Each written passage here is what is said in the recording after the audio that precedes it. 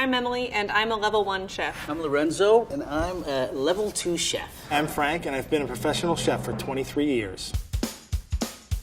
I last made this hamburger recipe probably about 2 weeks ago. I actually just made this cheeseburger a couple days ago. This is the burger I make for my family and friends, the people that are most important to me.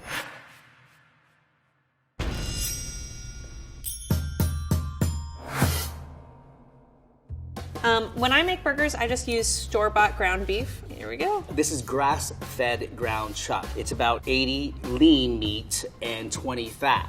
The fat is your golden ticket to a good burger. For my hamburgers, I like to use beef short ribs. It's got a great amount of lean meat to fat. The only problem with it is it's tough. So what we have to do is grind it. I like to grind my own meat because when you go to the supermarket, basically they're just getting whatever beef scraps they have. This way, I get a burger that I know exactly what's in it. Now I'm just gonna put some breadcrumbs in. It holds it together, I think, a little better. Next up, some Worcestershire sauce, garlic powder, pepper, salt, chili flakes, because my husband likes everything spicy. Now that my meat is ground up, I'm gonna form it into patties.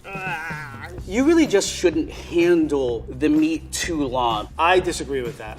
Fudge. I like to work it a little so the burger stays together, holds its shape. What I usually do is I work it until it'll kind of stick to my hand. I'm just gonna kind of like roll these up and then flatten them like hockey pucks. Then I do the old divot, little dimple in the middle. I work it into a volcano shape. What this is gonna happen is that when the meat cooks, it's gonna expand a little. This is actually gonna disappear and even out and make a nice flat burger. Now we're ready to cook some burgers. I cook the burgers in a cast iron pan. Cast iron pan holds a lot of heat. I'm using a non-stick fry pan. Skillet, griddle, flat iron. What I'm doing is cooking bacon. Why? I'm having a bacon cheeseburger. So when I cook these, I don't really need that much pink inside, just a little bit of pink. That ground meat doesn't really have a great texture when you cook it rare. I like it medium rare. I season my burgers with salt. Salt it right before you cook it. What happens when you season ahead, salt draws out the moisture. You want a moist burger. When I season liberally. It's gonna help that crust form. I have a little beef fat, so I'm gonna take a little bit of fat and just coat the bottom of my pan. I'll also use the delicious rendered fat from the bacon to cook my burger. Ooh.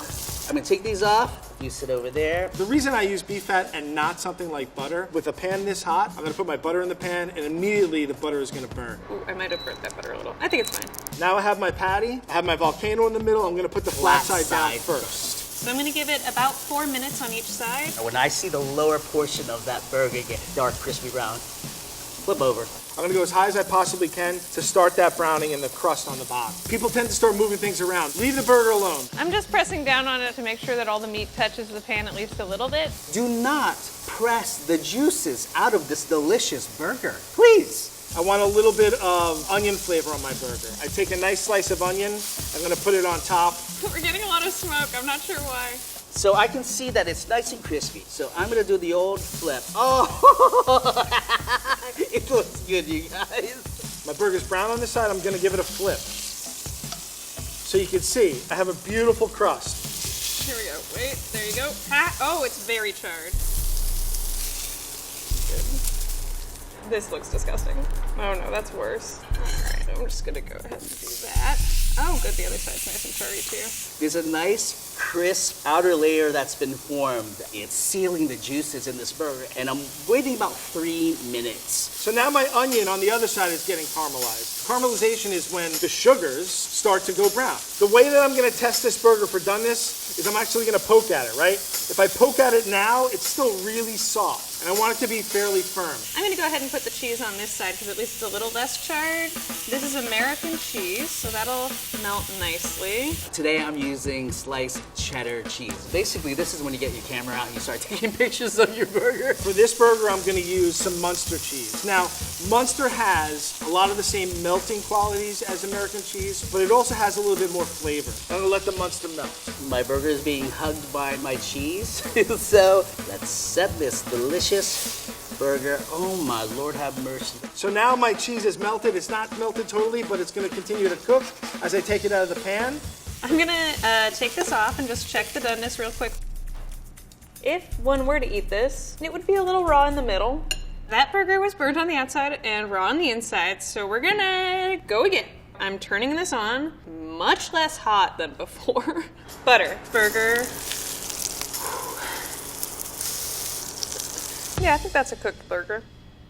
And now we're gonna get abundance and toppings and finish this burger. I have the Kaiser roll today. I'm gonna butter it a little bit. I'm actually just toasting this in the griddle. So I have just a normal white grocery store bun, a hamburger bun. I like a potato roll. The bun doesn't need any extra fat. The burger has enough for it. Toast it plain. Now we've got a nicely toasted Kaiser roll. Delicious. Now we're gonna work on our toppings for the burger. First off, I have some ketchup. I just like a little bit of moisture underneath the burger. Put a little mayo.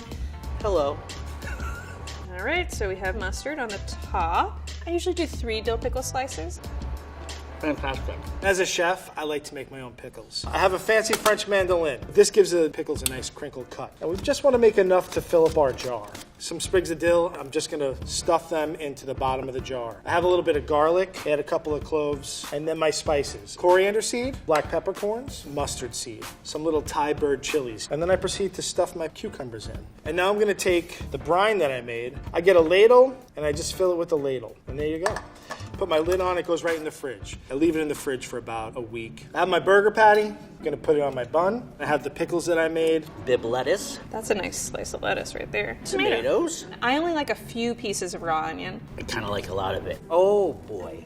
My bacon. That looks good. And then some ketchup. Not a ton.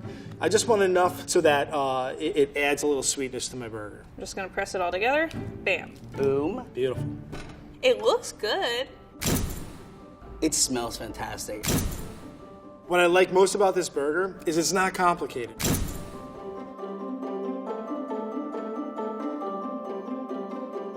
And now for the best part, I get to eat it. Oh my Lord. It's just delicious. We have 3 different chefs and 3 very different cheeseburgers, from the bun, the beef, and the toppings. But let's talk about the ground beef first. Emily, our first chef, used ground hamburger. Ground hamburger doesn't tell you a whole lot about the beef that you're using. So this is just the beef that was at the grocery store? Ground hamburger comes from any skeletal muscular tissue. You won't know specifically where that meat is coming from. All right. Lorenzo used ground chuck. Grass-fed ground chuck. The ground chuck comes from a really particular part of the animal. It's near the shoulder area. Ground chuck is 80% lean and 20% fat. It's gonna make for a nice juicy and flavorful hamburger. It's like summertime in a bun. Frank ground his own meat from the short rib, and it also has quite a bit of fat in it. So if it gets stuck, you just push it through a little. When you grind your own meat, you have more control over it as well. You can see exactly how much fat is going into your hamburger, It has a beautiful amount of marbling. and you can make sure that you're controlling the protein to lipid ratio. I get a burger that I know exactly what's in it. Handling and shaping of your ground beef makes a difference too. Emily added a lot of spices to her ground hamburger.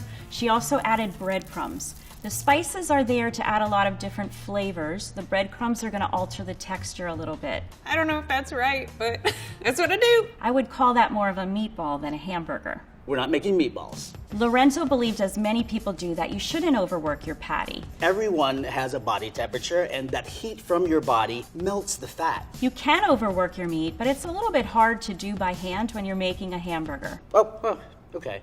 Lorenzo made an indentation in his patty, and Frank made a little volcano. He changed the shape completely. I want there to be a divot in the center. This is going to modulate the water loss that happens when you start to add heat to your patty. You start to have some steam inside, and that will raise or give a little bit of a puff to the patty, especially when you cook it at a very high temperature. Frank and Lorenzo both salted their patty prior to cooking. You don't want to salt your ground beef when you're mixing it. No, you're absolutely right. Salt can change the structure of the proteins and add some tough quality to your burger. It's important to do it just prior to putting the hamburger patty on the grill. Salt it right before you cook it.